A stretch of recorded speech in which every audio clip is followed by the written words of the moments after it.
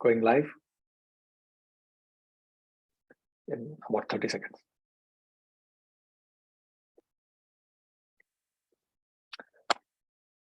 Good morning, good afternoon, good evening, friends. If you're watching this live, welcome to the conversation. If you're watching this as a recording, as an on-demand session, thank you for taking time and watching this piece of content with us. As you may have, as you all know, I've been doing this series for quite a bit of time for the user group members, which is to bring different parts of the SAP ecosystem together, where there is a lot of innovation and there's a lot of interesting work being done. Primarily, the entire series was created just to address that one question, which customers typically ask me, which is, where is innovation happening in SAP and in SAP ecosystem? And where can we find information about all of these great work that is being done in one single place? So what I'm doing as part of the series is, number one, to showcase all the innovations that are happening, and number two, to create a content repository where customers can actually go to find all the different innovations that are happening in one single place. So welcome for today's session. Today we are, I'm super glad to host Alexis. He's from the company Mirakl, and I'll let Alexis talk about, introduce himself and his company, and kind of, talk about the problem that they solve and for whom they solve and how they solve. Over to you, Alexis. Thank you, Mukesh. Thank you very much for inviting me. I'm very excited to have this session to talk about innovation in commerce and new business models. So my name is Alexis de Fontenay. I'm VP Business Development for Mirakl in Asia. I've been in Singapore for 4 years, and my background is mainly in tech and services company that are helping organizations to transform their business model and find new ways of growth. So today we're gonna talk a lot about marketplaces. Mirakl is I would say the leader in the marketplace technology, and what's going to be interesting is I think a lot of people are familiar with the marketplace, the native ones, Lazada, Shopee, and etc. But what we're going to talk today about is really how organizations that are maybe more traditional ones are using the marketplace model to drive digital growth and accelerate their e-commerce. So let me share my presentation. Let me know, Mukesh, if you can see everything. All is good. All right, excellent. All right, so actually today, what I'd like to really go through is how, while we're seeing the rise in e-commerce and the opportunities that it can create, actually there are a lot of challenges that are coming with this e-commerce acceleration. And a nice way actually to overcome these challenges is to use a marketplace model. And you're going to see how marketplace creates a lot of value, both for B2C organizations and B2B organizations. I'll spend quite a good amount of time also to speak around case studies, successful businesses in the B2C and B2B world that used the marketplace model to drive digital growth. So let's start with, I think, information that is known by the audience around the fact that, yes, the e-commerce, whether we're talking about B2C online sales or B2B online sales, is growing at a fast pace. Actually, we know that with COVID, there was a very strong acceleration in the recent years. And if you look at Southeast Asia region, yes, in the last maybe 5 years, there was an addition of $60 billion in e-commerce. And we see as well with the latest reports from Google Temasek report around the willingness of new people that are joining online behavior to continue to do so. And so this is definitely a trend that will be there to stay. What's important is on the B2B side as well, there is a tremendous opportunity. So We often speak a lot around Amazon B2C and the retailers, but also the size of the B2B online market is extremely important, 4 times the one of B2C according to this report. So then the question is, okay, as a business, is it good news for me? There is indeed a growth in e-commerce. How do I take advantage of that? And then what we see is it's not that easy to take advantage of this e-commerce growth, because what businesses say is that they're facing a lot of pressures while operating their traditional e-commerce. We observed 3 kind of squeezes or pressures. The first one is from the customer side. Customers, I think they are well educated, especially in Asia, around the marketplace experience. And so these customers are now very demanding. They want a greater choice, they want lower price, they want convenience. So they want actually retailers or even B2B businesses to come with this better customer experience that they see on the digital marketplaces. So that's one from customers. The second pressure is about the margins. It's actually getting more and more difficult to get high profitability of your e-commerce when you are operating on the traditional model, because you have to carry inventory, you have to organize the delivery of the products, and so you're piling up the costs, and which makes it really difficult to find a profitable path when you're operating e-commerce. The last challenge is about competition. It's competition, of course, from the digital natives, so the Lazada, the Shopee in our region. But more than that, actually, there are some verticals, if I take the example of health and beauty, where you see verticalized marketplace that are popping up like Sociola. And so when you are an incumbent player in the space, you need to think about, okay, how do I cope with this increased competition? How do I stay relevant in my expertise, and how do I continue to deliver value to the customer so that I can strive in 5 years' time? So that's a big question. And when you look at the history, you have some businesses that basically double down on their strategy. We all know the example of Kodak that continued on their camera products.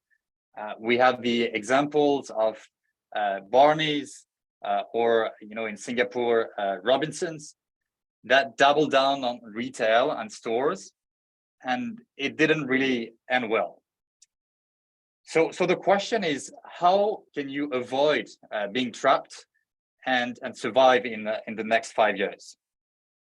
And this is where we have to look a bit more detailed in what is driving e-commerce. So if I take the same numbers, you have actually on the B2C, you see that nearly 60% of e-commerce is driven by marketplace.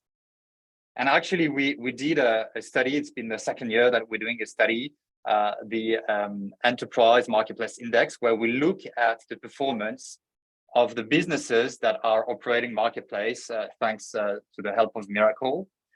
And what we see is these businesses, they have a growth that is 2 times the one of e-commerce. So basically, on the B2C side, you see that marketplace is a huge driver of growth of e-commerce.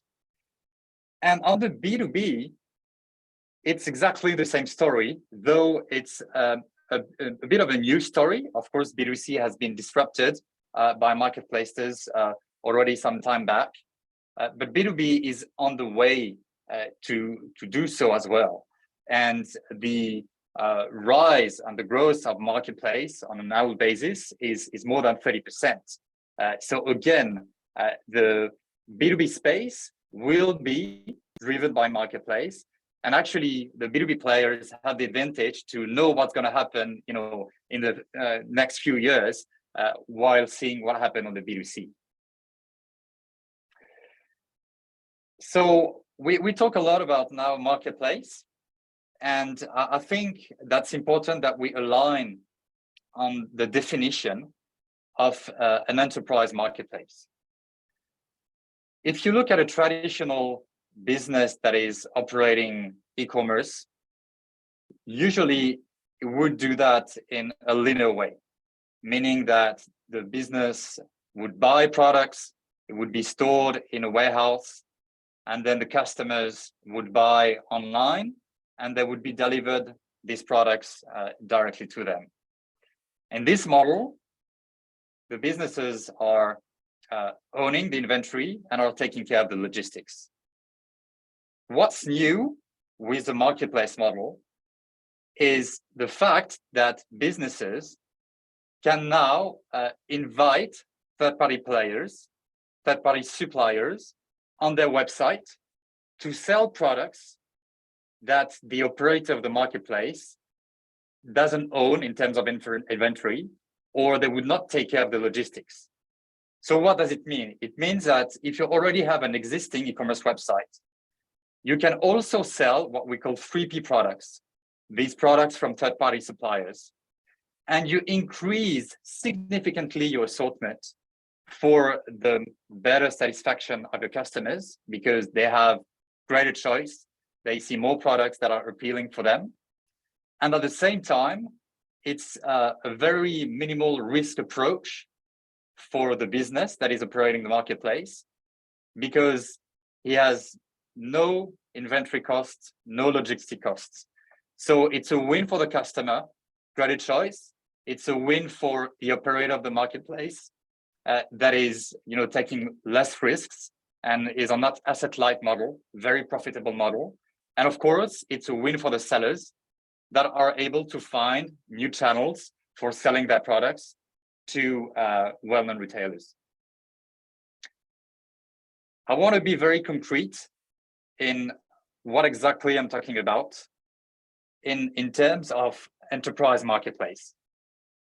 So this example here of Best Buy, you are as a customer on the Best Buy website, and you recognize the fact that Best Buy is using the marketplace model, because along with the products that they would sell on their e-commerce, the one that they own the inventory, they would also sell products where there is the mention of sold and shipped by a seller, a third-party supplier. And so that is really an illustration of a marketplace strategy. Is as an electronic retailer, I want to be able on my same website to mix products that are either the ones that I own or either ones that are sold directly by third-party suppliers. So now we went onto the definition of an enterprise marketplace. What's useful is to understand how does a marketplace create more value for businesses. So the starting point is the fact that by using the marketplace model, as a business, you're able to expand your assortment very quickly. So I think you saw the example of Best Buy just before. You can add thousands, even sometimes millions of offers on your website, thanks to the marketplace model. So that's the first step. When you do that, you're actually able to attract more customers because you have more references on your website. So then you have a better SEO and organic traffic, and customers are coming to your website because they can find more products that they're interested in. As you get more customers, of course, you're going to get more sales.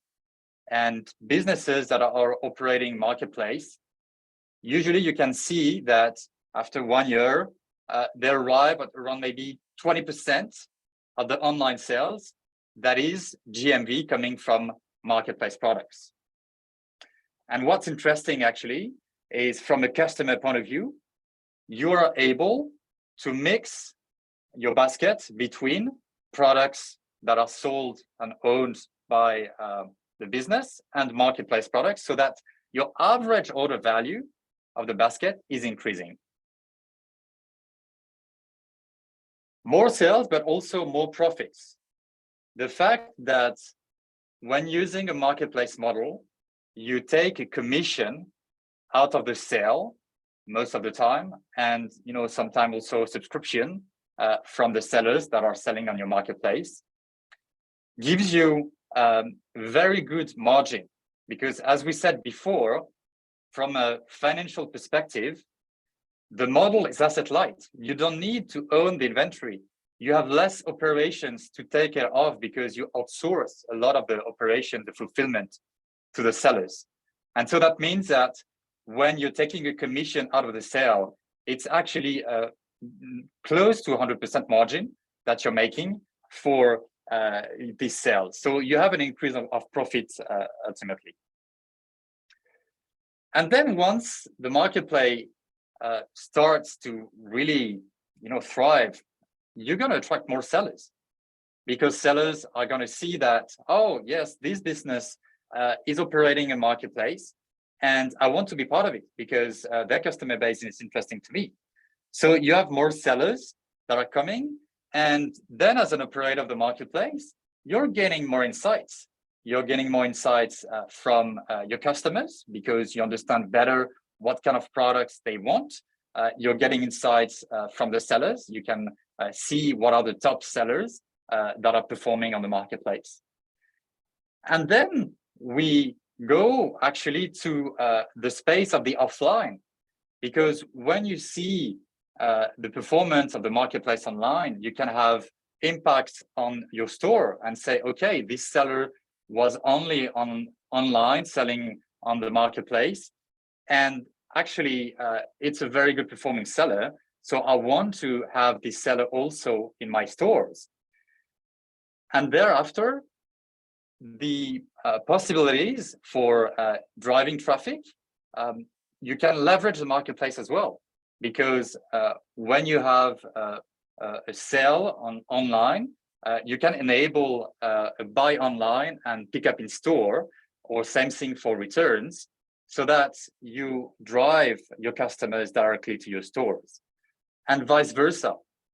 When you are in store and a customer cannot find the product that he wants, we have customers that are equipping their sales force with a tablet, so that by browsing on the marketplace with the sales assistant, you don't leave the customers without the product that he wants. And so then the product gets delivered directly to the home of the customer.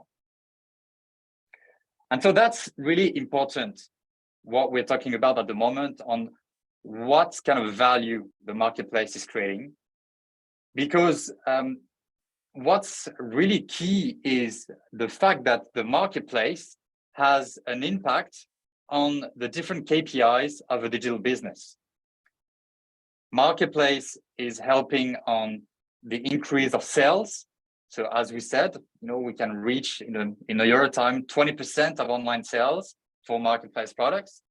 It increases the traffic, and Best Buy Canada is a good example of 25 million visits that are generated through the marketplace.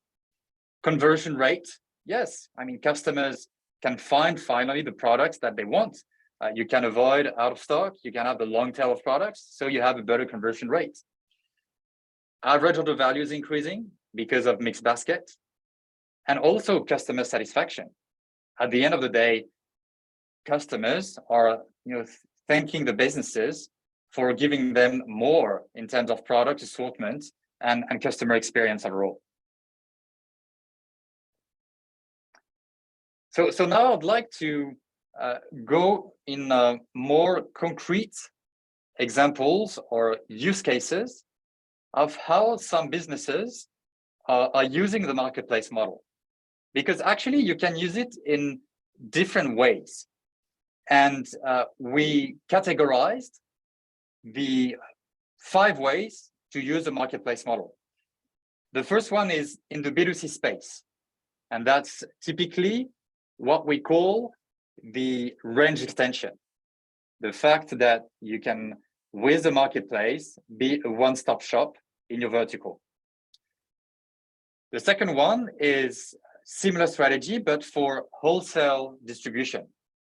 We have the example of Magnet in Thailand, which is an initiative from Mirakl, so a business in a B2B business in the food industry, cash and carry, that saw the value of the marketplace by seeing that, yes, I can offer more to my hotel, cafe, restaurants customers, not only food, but also equipment, kitchen utensils, etc. So that's a second use case, is how as a B2B wholesale distributor, you can use the marketplace model. The third use case is for what we call the MRO, or the maintenance, repair and operations. And we have this great example of Airbus helicopter that is a joint customers between SAP and Mirakl. And the concept here is when you have these helicopters on the ground that have to be maintained, you need to have access quickly to spare parts, to also like pilot equipment, because it can be quite costly to have these helicopters stationed on the ground. And so with the marketplace, you're able to diversify your supply chain to get the products delivered more quickly, and to make sure that you also become a one-stop shop for the people responsible for the maintenance of the helicopters. They don't want to go in like 15 different places to look for the spare parts and some pilot equipment. They want to find everything in one place and be very efficient. The number 4 use case is for manufacturers, and I'll go a bit more in the deep dive on this one. That is a joint case between SAP and Mirakl.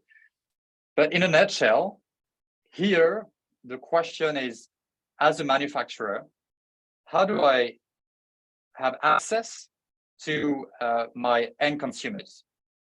When I'm a manufacturer and I'm really in a more kind of a linear way of doing business, I'm using distributors or a dealer network to sell my products, and the dealers are going to be directly in touch with my end consumers. So I can use a marketplace to actually change this way of doing things and get access to my end consumers. We're gonna like have a deep dive on that. And the last case is actually around procurement. Procurement is the fact that as an organization, you want to make sure that you can have a single platform when you can onboard a lot of local suppliers and give access to this platform to the different buyers that are all over the world. And this is the case of Accor Hotel that we'll talk a bit more about. So let me deep dive into some of the examples to give you some KPIs and results of the marketplace. So the first example is Decathlon. Decathlon is a very innovative company, and Decathlon strategy, before the marketplace, they were selling basically their own products. But they said, okay, if I want to be the #1 sports destination, how can I make sure that I serve my customer better? And then that means that as Decathlon was already quite of a good, brand equity, you want to partner with third-party suppliers so that you create this one-stop shop for sports lovers, and they can go on your website and they will find on Decathlon website not only Decathlon products, but also some line of products that maybe are new lines of products or not that easy to store in the warehouse or in the stores of Decathlon. So you have the example here on the left of an e-bike. And so by adopting the strategy, Decathlon is making sure that it can cater to the needs of the sport lovers. Whether they want an e-bike, whether they want a smartwatch, they can find it on decathlon.com. And the ambition of Decathlon is really huge. They want to have 1 billion sales euros within 5 years. It's actually an interesting example because the success of the first countries in Europe, went really beyond Europe, and now in Asia, Decathlon has already launched its marketplace on its website in Hong Kong and Singapore. The second example that I'd like to take is the Dulux, that is an SAP customer. And Dulux is an interesting story. It's in Europe. It's a leader in the health and beauty space. And it's a big player. They're doing 1.2 billion euros in online sales. And they had a growth of their e-commerce around 30% per year in the recent 3 years. And so Dulux was thinking about, okay, how can I remain a leader in my space? How can I remain competitive and be the #1 beauty destination in Europe?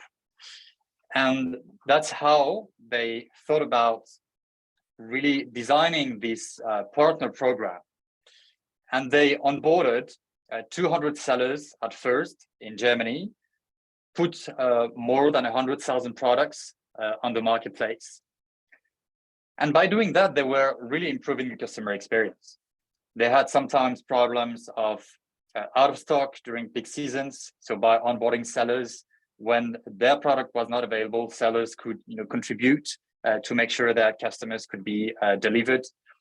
They could use a long tail of products, and we know that in beauty, it's important to have a wide assortment in terms of colors, in terms of type of designs, and etc.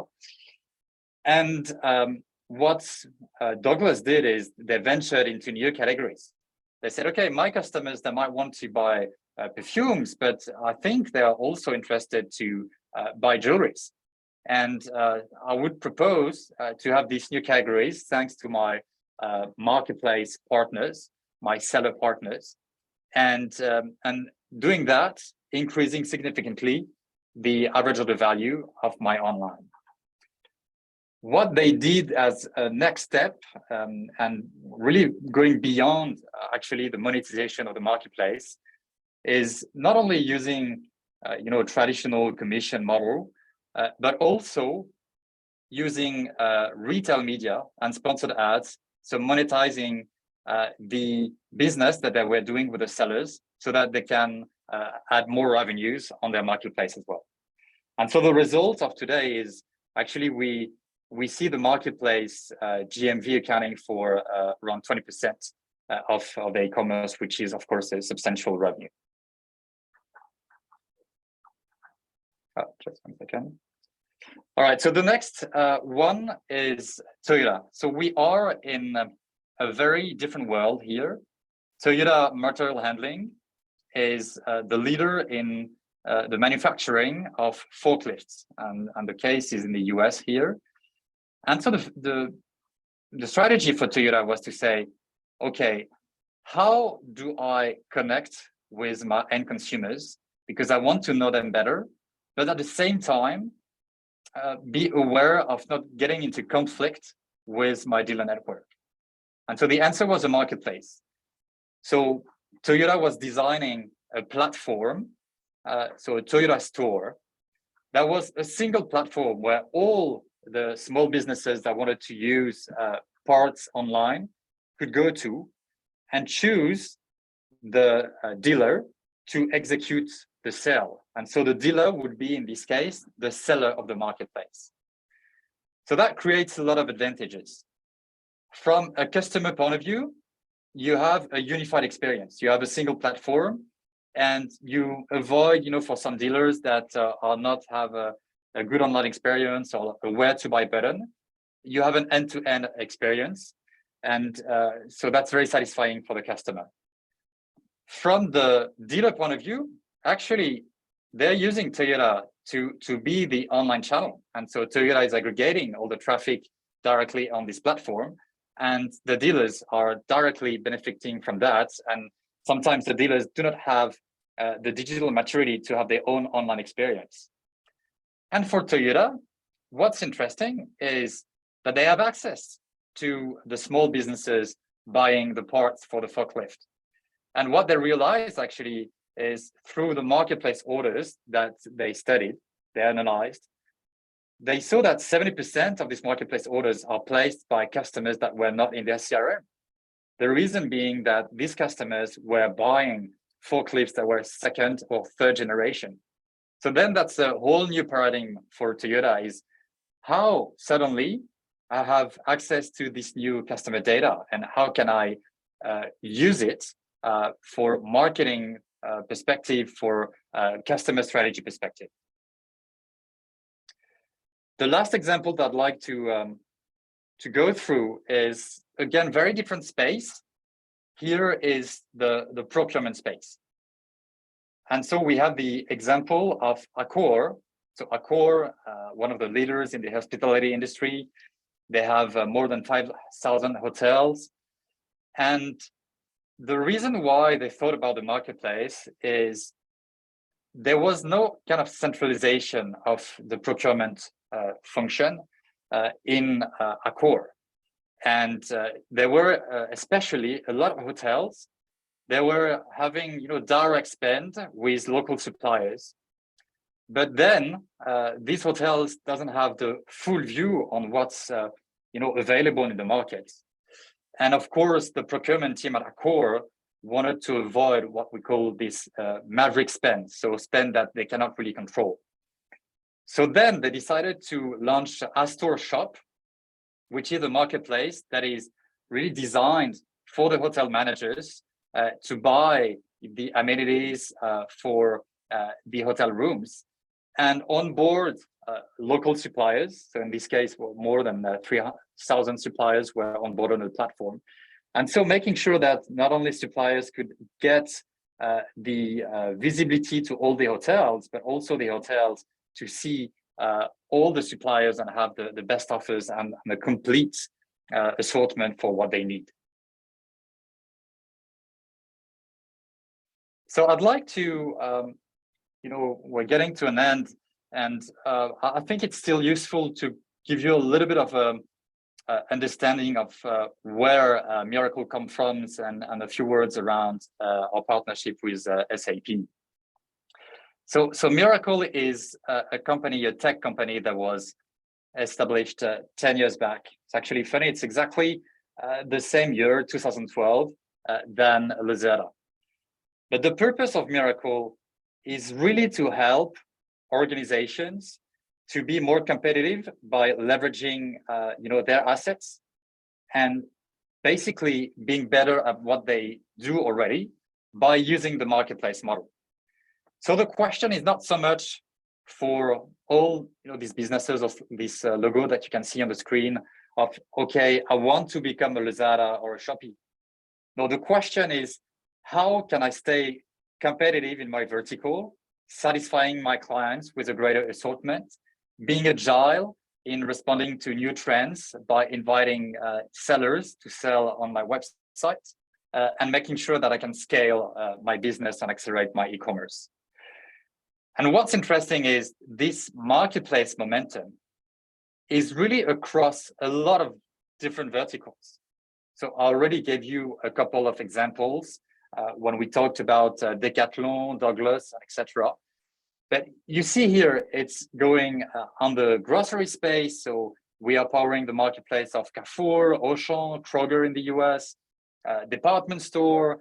So we are behind the marketplace of Central Group or Macy's, and specialists, whether you're in electronics, in DIY, in home and living, in the airport industry, with Shanghai Airports, or the apparel, Decathlon, I found that is, from H&M. So it's really going across all the verticals because that's really a way to be offensive in the e-commerce space and making sure that you can strive for the future. And again, it's not only on the B2C side, it's also on the B2B. And we talked about Airbus, but there are also examples in the healthcare industry like Premier, or even big players like CPG, like Coca-Cola, that decided to use the marketplace to be directly in touch with their end consumers. So the momentum is there, and Mirakl as a company is now powering around 300 marketplaces in the world.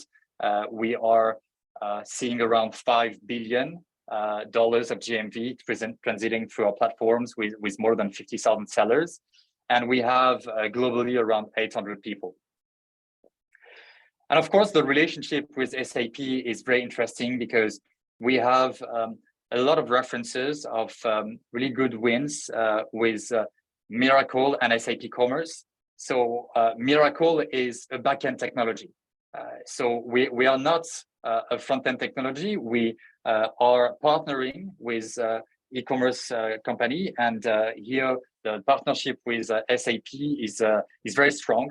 And you can see on the references that we have, again, it's whether it's in the health and beauty industry, pharmacies like Superpharm, or automotive industry, in the airline industry, that's very wide. And so there is basically a marketplace opportunity in a lot of different spaces. And so to really conclude on what Mirakl brings, it's actually three things. It's first, the technology. Yes, we are a technology company. We are a backend platform that would integrate with different e-commerce of the markets. And the reason for that is really we focus our expertise on the marketplace technology, on how with our platform, an operator of the marketplace can easily onboard sellers to sell on the marketplace, can easily control what's happening on the marketplace, can scale on the marketplace, and for the sellers to have what we have the equivalent as a seller center, a seller portal, where they can very easily upload their catalog and sell quickly on different marketplaces, with the ability to also receive all the information related to order management and fulfill the orders directly to the customers. So the technology piece is obviously very important, and we've been recognized by Forrester as a leader in the wave, and we have 9 out of 10 differentiated marks in the report. So we are definitely very well recognized on the technology piece. But what's also key is to understand is the fact that we are not only a technology company, we are providing expertise. Because we are talking about new business model, because we are talking about innovation, we are here to think with clients about what value a marketplace can bring to them. What would be the vision of the marketplace? What would be the business case? How do we brainstorm together so that we can accelerate your e-commerce? And then when there is the implementation phase for the marketplace and the launch of the marketplace, we have a customer success team that is providing expertise and best practices with all the 300 clients that we have to make sure that customers are really using all the good advice to maximize the GMV on the marketplace. Lastly, the ecosystem. So I talked about very strong partners like SAP from the e-commerce front-end perspective. But also we have other kind of partners. We have partners that are the system integrators, because we do not provide professional services. So this is where we rely on the expertise for implementation. And also ecosystem means how we can help marketplace operators to go faster in onboarding sellers. And so what we started to build, and it's already quite mature in Europe and in the US, is a repository of sellers that we call Mirakl Connect that has vetted sellers, high quality sellers that operators of the marketplace can choose to start very quickly the marketplace with hundreds of sellers from day one. So I think, I like the slide around now or never, because there is a fundamental question for businesses is really that they need to act now to make sure that they continue to thrive and outpace competition in 5 years' time.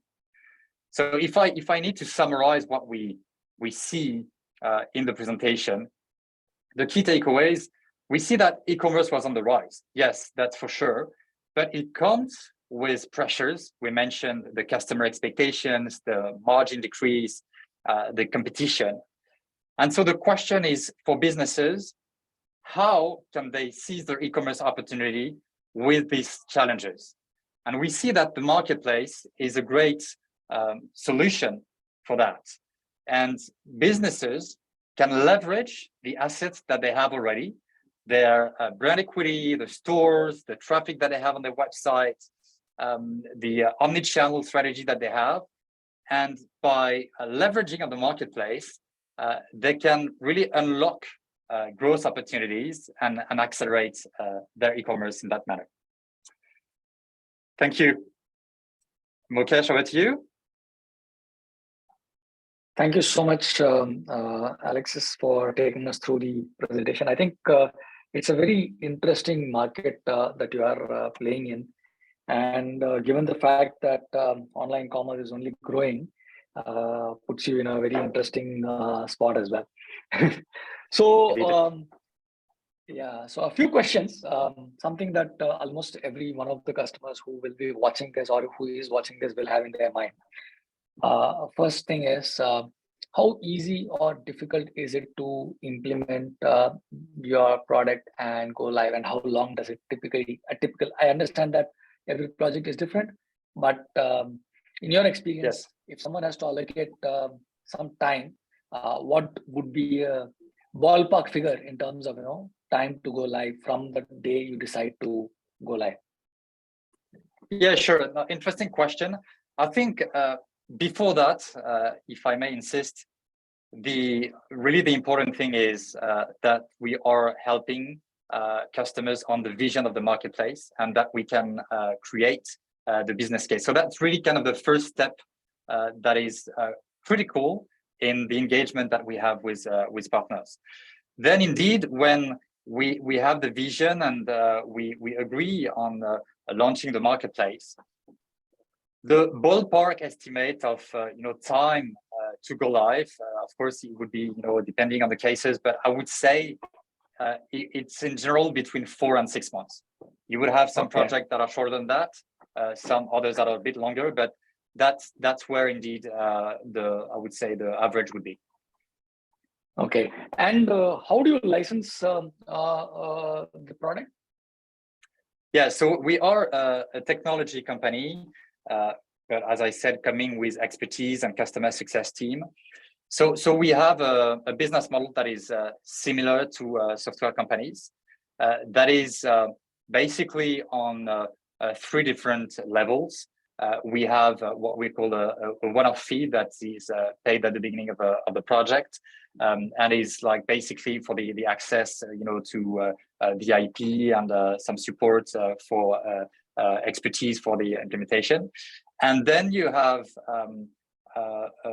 kind of a subscription fee, a monthly subscription fee for access to the hosting and etc. And also a GMV cut, because this is what we call a success fee.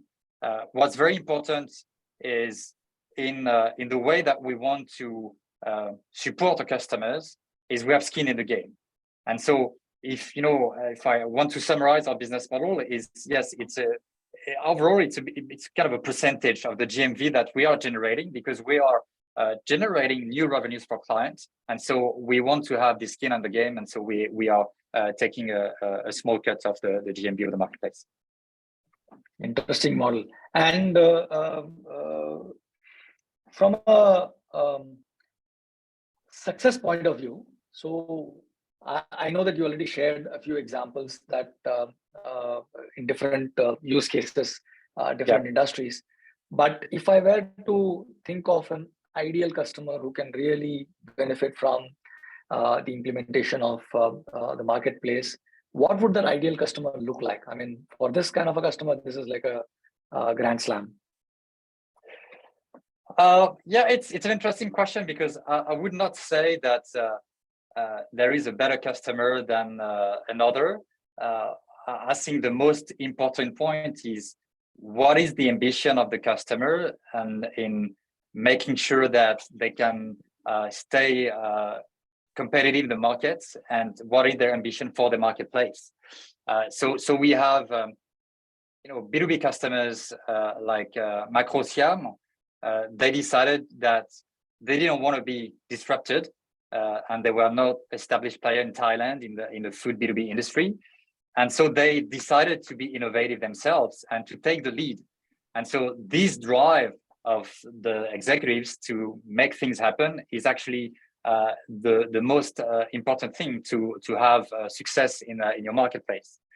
Of course, what I discussed as well is, if you already have assets, like you have traffic on your website, you already have an e-commerce, you have an omni-channel strategy, and you want to complement the strategy with a marketplace, that's all good things to have in your basket to make your marketplace strategy a success. But it's not a necessity, I would say.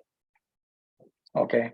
And you mentioned about having joint customers and integration with SAP, right? So can you shed some light in terms of what that integration looks like, and which SAP product do you integrate with?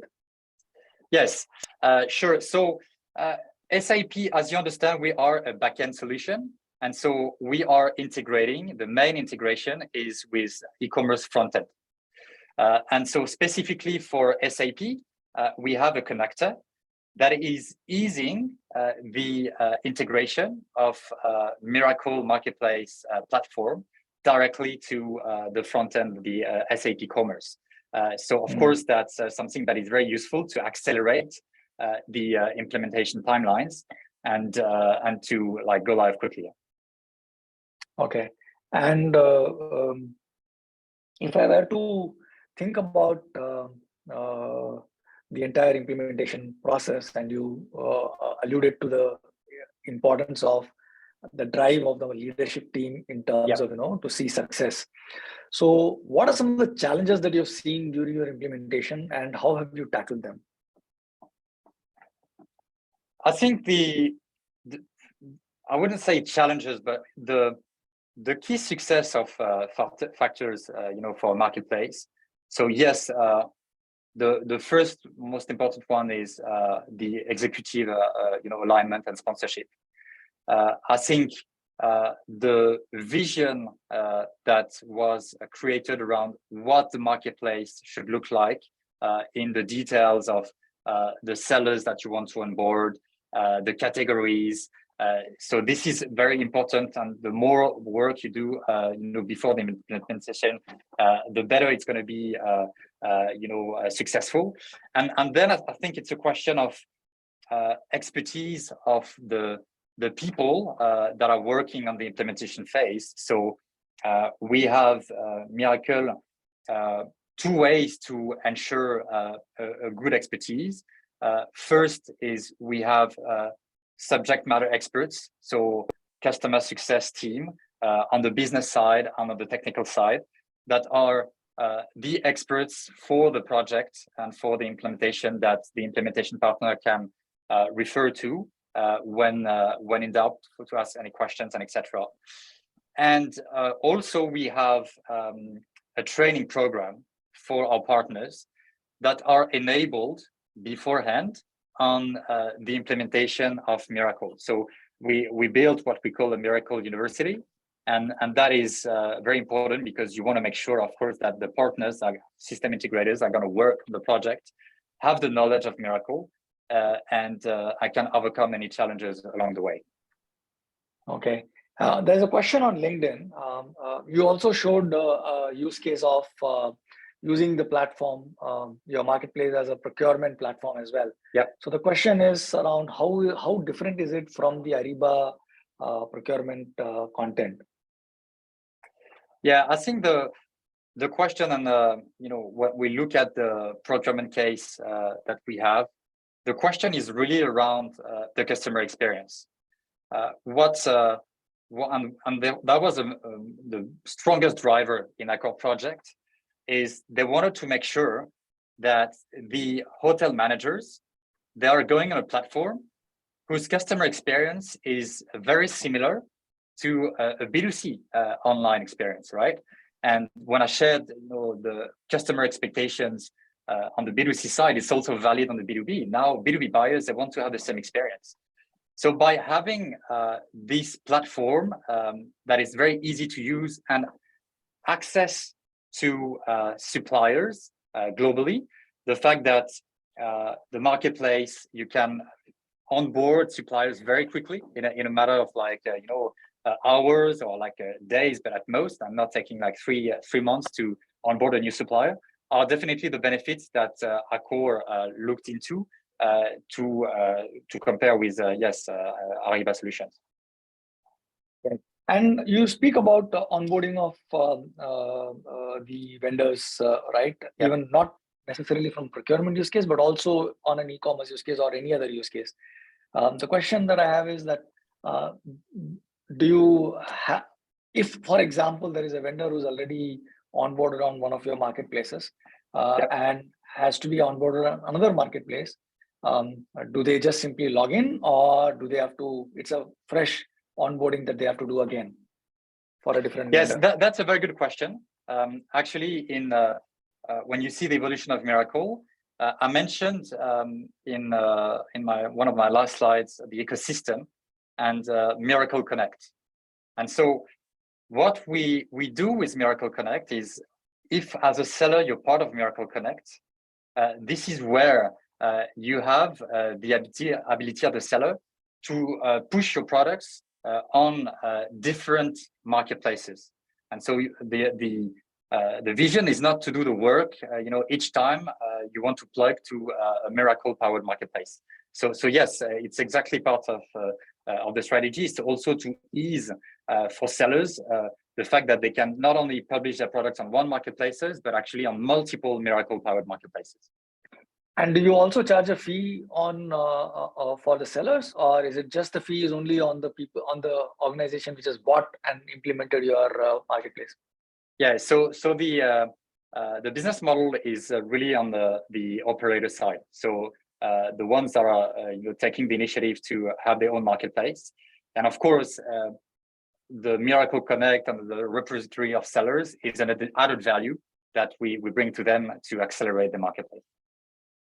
Okay, and I'm just thinking out aloud. How easy or difficult is it? I mean, you did address this just a little while before in terms of the ease of onboarding, but my question is, if, for example, there are vendors who already, there are brands which already have a marketplace going, and there is another brand which is wanting to create a marketplace which wants to have all the products that this marketplace already has. So how does that work? So I'll give you an example. Let's say Best Buy, let's say a grocery store has a marketplace and wants to have all Unilever products while Unilever has its own marketplace. So how will that work? Have you seen come across something like that before? So basically what you're saying is the fact that you can be both an operator and a seller of a marketplace. Yeah. Yes, and that's something that we see actually quite often. Is in some cases you want to join a leading marketplace, and we have inside the Mirakl ecosystem many cases of that, where you have actually businesses that start by becoming sellers on marketplace like Best Buy Canada, and then they realize that in their own space they can also have their own marketplace because they experience what it is to be on a Mirakl powered marketplace, and they consider that they have the legitimacy to launch their own marketplace. And in that case, that's something that is very, very easy to do indeed. So you can have definitely both models. There are they are not contradictory. Okay. And you onboard the partners, or is there a self-service way for the partners to get the sellers to get on themselves on board? Yeah, so it depends on what we are calling around onboarding. If it's from the pure technology and process standpoint, Mirakl platform is there to facilitate the onboarding in a self-service manner of partners and to publish, their product catalog in line with the taxonomy of the operators. So from a technological perspective, there are a lot of things that are automated, and we want to make the work easy for sellers. Then on finding the sellers, there are different models. Usually our clients, they have a business development team that would look in the market for some sellers to onboard. But again, as I said, there is also Mirakl Connect. And so there is, in some region, the availability of a large number of sellers that they can tap into directly and not doing the work of the business development. And you also showed some brands that you already have as customers who are both common to both SAP as well as Mirakl, right? Would it be possible for you to kind of put a ballpark figure in terms of how many customers do you have common in APJ? I think, if I gave only a partial list, I would rather talk about the global number. I think, in terms of common references, I think we should be maybe above 50. Okay. So in this ballpark, yes. So there are some confidential names that we cannot, of course, reference, but yes, we have a considerable number of joint customers. Super. So we are getting close to the time that we had. So my request to you is, if you can share either a link or an email ID where people can reach out to, for those at least who are watching this as an on-demand session, in terms of if they want more information or if they want to connect to someone from Mirakl to take a conversation forward, how should they do that? Yeah, sure. Let me just share actually the latest slide. Yeah, so you can see here my name and my email. So Alexis de Fontenay and my email here. Okay, super. And Mirakl.com is the website that you can go to as well if you want to find more information. Alternately, if you want to reach out to the team, you can also write to me or to Indus, Indus at admin@induscommunity.com or mukesh.gupta@sap.com. You can find me on LinkedIn anyways. The recording on LinkedIn will already have tagged Alexis on the post. So you can reach out to him on LinkedIn as well. So multiple ways for you to reach out and start a conversation.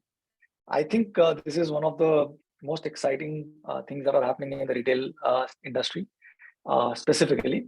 And I was surprised to see the other use cases that you've put together from procurement perspective, from a B2B perspective as well. So yeah, I wish you and your team all the very best. And with that, we come to the close of the session. Anything you want to end? Otherwise, we can just close the conversation. Just thank you very much, Mukesh. It was a pleasure to have this session, and yeah, I look forward to many discussions on the marketplace with interested partners. Super. Thank you so much, and you take care. Thank you. Bye-bye. Bye-bye.